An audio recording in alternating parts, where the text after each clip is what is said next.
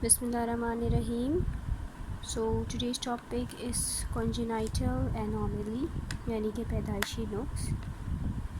In this case we start from name of the patient, age, married for, and husband name, husband age, occupation of the husband, address of the couple, date of admission of the patient, she is admitted via emergency or OPD, her own education, her occupation, whether this was a consensuous marriage, gravida para, how many are alive, how many are male and how many female, and last baby born, LMP, period of gestation, and EDT. This is all included in biodata. Then you come to the presenting complaint. In this case we have a presenting complaint that the patient is having gestational amenorrhea for 6 months and she has been diagnosed to have some congenital anomaly on ultrasound, and here for workup, evaluation and further management of this pregnancy. The HOPI first trimester, we will take the routine details, that is whether it was a planned or an unplanned pregnancy, and is it a spontaneous one or it was received by treatment. Then you ask about how patient came to know about her pregnancy. Did she have any early sign and symptoms, that is nausea and vomiting? Is there any history of admission due to hyperemesis gravidarum? Then you ask the patient about the home PT or PT at hospital, then the early scan was done or not, and what was the result of that scan. Then you ask about the folic acid intake and its duration, and history of torch infections. You will ask about flu-like symptoms, rash, fever, or any history of hydrocalc. Second trimester, again you will take the routine history, that is there any checkup in that second trimester, is there any history of vitals checkup, and what were her vitals, and did she have any blood test or her urine test or any sugar test, is there any anomaly scan done, what were the result. Then ask about the type of anomaly, failure of head to form, anencephaly, mass protruding from the spinal cord, spina bifida, some mass protruding from the head, encephalocele, water in the baby head, hydrocephalus. Ask about the associated anomaly, that is cardiac, renal, gastrointestinal tract anomalies. Patient might tell you that there is increased water around the baby, that is polyhydramnios. So take the detailed history, then find out the cause. In this case we don't go for the third trimester because the patient has presented to us for 6 months amenorrhea. Then you find out the cause, if it is a single or a twin pregnancy, because there are increased risk of anomaly in twin. Then take the dietary history, if the patient is non-vegetarian, that is folic acid deficiency is common in non-vegetarian patients, and neural tube defect can be there. Then history of epilepsy, if patient is on anti-epileptic drugs or not, even if she is not on any anti-epileptic drugs, so you know that epilepsy itself is teratogenic, that is there is increased risk of neural tube defects, and it occurs especially with valproic acid. Then history of diabetes mellitus, its symptoms and family history, increased risk of all anomalies but especially skeletal, neural tube defects, and the cardiac defects. Cardiac are the most common. Previous history of congenital anomaly, same problem.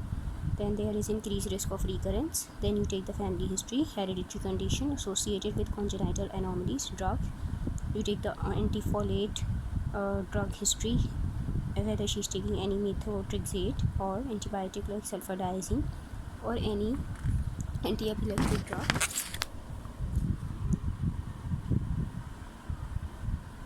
Then you take the history of any previous consultation to a doctor.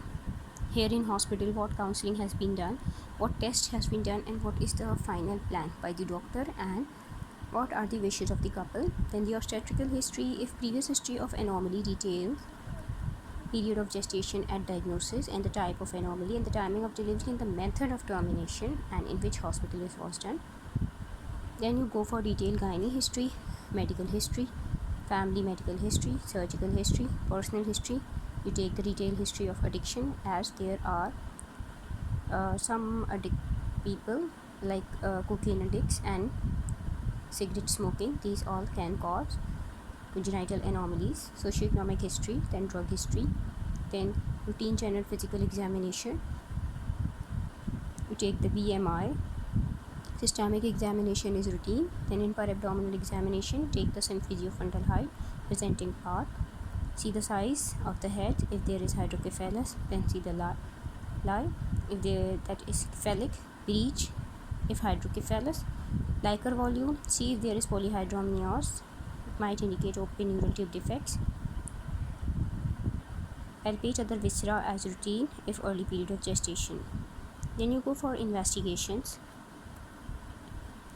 Ask about the patient. Ask your patient about the baseline, that is the blood group and Rh factor and the CBC. If normal, no need to do for PT or APTT. If the platelets are normal, don't go for PT, APTT. Urine examination you will do, and the viral profile including hepatitis E, C and HIV. Then specific tests, obviously you will rule out the gestational diabetes mellitus. For that you will do GTT. If your patient is already diabetic, then you will go for HbA1c. Maternal viral serology for torch infections. Fetal tests include dating scan, anomaly scan, the details of anomaly, the type and the associated other anomalies, because in most cases if there is one anomaly, it is usually associated with other anomalies. If there is hydrocephalus, see the exact lateral ventricle diameter, the cortical thickness and the biparietal diameter. Liker volume, you will see the AFI and you will keep in your mind whether this is a case of mild polyhydramnios, moderate polyhydramnios or severe polyhydramnios. Then you will see any intracranial tumor or anomaly. If hydrocaph cause, then you see if spina bifida, then see the size level, whether covered with skin or not. Go for fetal echo if associated cardiac defects are there. Then the recent scan, the reliable source, expert sonologist, biparietal diameter, femur length, abdominal circumference, estimated fetal weight, placental localization and the amniotic fluid index AFI. Then you go for the karyotyping. Discuss option of karyotyping with the patient and obviously the couple. Ask bishop if anencephaly because would need termination of pregnancy. You will ask bishop in case of the examination, like your examiner is standing, then you will ask the examiner to tell you the bishop, or you can do the examination to find out the bishop. Then comes the management.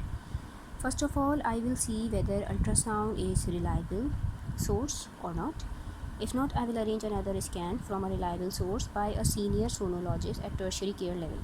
Once anomaly is reconfirmed, I will disclose it to the patient in a sensitive way and will provide her support. I will explain the anomaly in simple words and will explain the prognosis. Hydrocephalus. If there is hydrocaph and if hydrocaph is of mild degree, that is lateral ventricle diameter is between 10 to 12 mm, normal is less than 10 mm, and the cortical thickness is greater than 10 mm, and there are no associated anomaly, and karyotyping is also normal. If done, then prognosis is good with ventriculoperitoneal shunting done in the postnatal period. And if the hydrocaph is severe, that is greater than 14 mm with massive head enlargement and cortical thickness less than 10 mm, and there are associated anomalies or abnormal karyotype, then prognosis is poor. In severe hydrocaph, there is destruction of cortex with resultant mental retardation, low IQ, motor and sensory deficit. If hydrocaph is of mild degree and isolated, I will counsel the patient about its good prognosis with ventriculoperitoneal shunting. in the postnatal period and will put her on conservative treatment.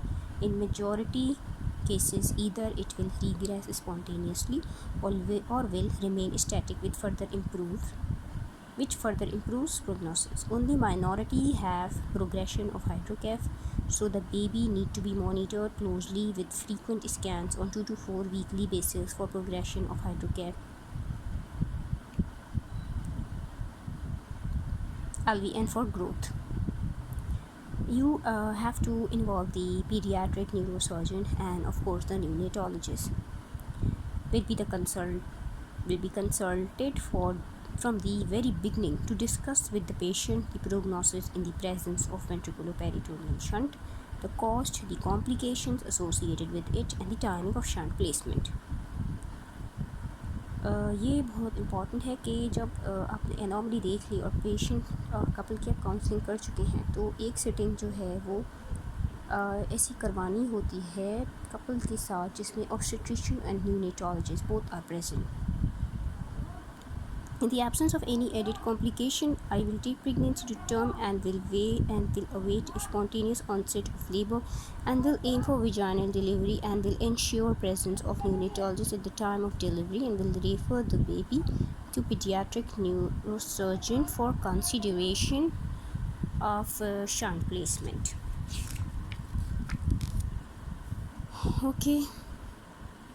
If hydrocaph is of severe degree with massive head enlargement and minimal cortical thickness or associated anomaly or abnormal karyotype, then explain bad prognosis, and if patient is willing for termination of pregnancy, then we will plan delivery and cephalocentesis followed by vaginal delivery would be the aim.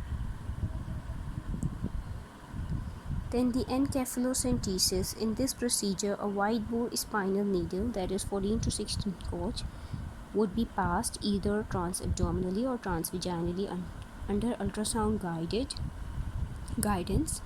Ventricles में basically जाएंगे into the ventricles and cause drainage of the CSF which lead to head decompression and hence facilitate vaginal delivery. ये तो procedure था encephalocentesis का. इसमें अगर period of gestation 37 weeks से ज़्यादा है, do sweep and stretch. I will wait spontaneous onset of labor as there are high chances of going into a spontaneous labor. So risk associated with IUL will be avoided ताकि patient जो है वो spontaneous deliver हो जाए. अगर period of gestation 37 weeks से कम है, if period of gestation is less than 37 weeks, I will follow the baby if good prognosis and will follow the biparietal diameter and will plan delivery once BPD reaches 9.8 centimeter above which head cannot negotiate the pelvis during vaginal delivery. I will go for IUL and will do Bishop and will choose method of induction accordingly. Will also counsel the patient about the risk of recurrence in further pregnancy, which is low if hydrocaph is isolated, mild and idiopathic, or due to TORCH or CNS tumor, and high 1% if it is due to hereditary condition. Also counsel the patient regarding the need for serial ultrasound in future pregnancy for early detection of hydrocaph which can occur at any gestation. Now comes the spina bifida. I will explain the prognosis which depend upon the size of the defect. कि spina bifida का defect का size कितना है. Its level on the spinal cord, associated anomalies and karyotype. If the defect is small, like 4 centimeter से कम का defect है, or lower down in the sacral region and there are no associated anomaly and karyotype is also normal, if done, then prognosis is good after surgical repair of the defect in the postnatal period. Early repair less than 24 weeks is preferred. I will explain it to the patient that overall survival with spina bifida is 75%, but morbidity in the form of handicap is high, which include lower limb paralysis, incontinence of bowel and bladder, low IQ, mental retardation. This is because the spinal cord below the lesion is dysplastic and non-functioning. So the counseling is important. If the lesion is large, high up or there are associated anomaly or abnormal karyotype, then prognosis is poor and patient is advised termination of pregnancy. In case of good prognosis and good prognostic factors, pregnancy would be allowed to continue in collaboration with pediatric neurosurgeon who will explain the prognosis after correction of the defect and will also discuss with the patient the timing of its correction, the postnatal care of the baby, and the place of surgery, and of course its cost. Pregnancy would be monitored by serial scan for growth and liquor volume on whether 2 weekly to 3 weekly basis, as these babies are at high risk of IUGR, intrauterine growth restriction, and polyhydramnios if the defect is not covered by skin. In the absence of any added complications, pregnancy will be taken to term and mode of delivery will be discussed with the patient. Now, the mode of delivery is controversial. Whatever route is chosen by the patient, care should be taken with the delivery of the bag to minimize traction on the spine. Spine पे ताकि किसी किस्म का traction ना आए क्योंकि problem ही spinal है. Neonatologist presence would be ensured at the time of delivery, who will explain the baby in detail. Who will examine the baby in detail and explain the case to the couple, and then the baby will be referred to pediatric surgeon for early correction less than 24 hours of the defect, which improves the prognosis. Then you will counsel regarding the next pregnancy. Counseling regarding next pregnancy, I will also counsel the patient regarding the risk of recurrence in future pregnancy, and the risk of recurrence is 5% after one affected baby and 10% after two affected babies, and hence will advise the patient regarding the need for antenatal screening in the next pregnancy with either serum screening, there are serum markers, raised alpha fetoprotein, or by ultrasound detection of the defect, that is ultrasound signs include lemon sign, banana sign, absent cerebellum, and associated hydrocaph. I will also advise preconceptional therapeutic dose of folic acid, that is 5 mg daily for 3 months before and first 3 months of pregnancy in next pregnancy. Now comes the anencephaly. I will counsel the patient that this condition is incompatible with life, hence will advise termination of pregnancy. I will do her Bishop and will discuss different methods of induction of labor, which would depend upon period of gestation, parity, symphysiofundal height, previous scar, and Bishop. If period of gestation is greater than 37 weeks, we'll wait for spontaneous onset of labor, as there are high chances of going into spontaneous labor, so risk associated with IUL will be avoided. If the pregnancy is less than 37 weeks, we'll do IUL.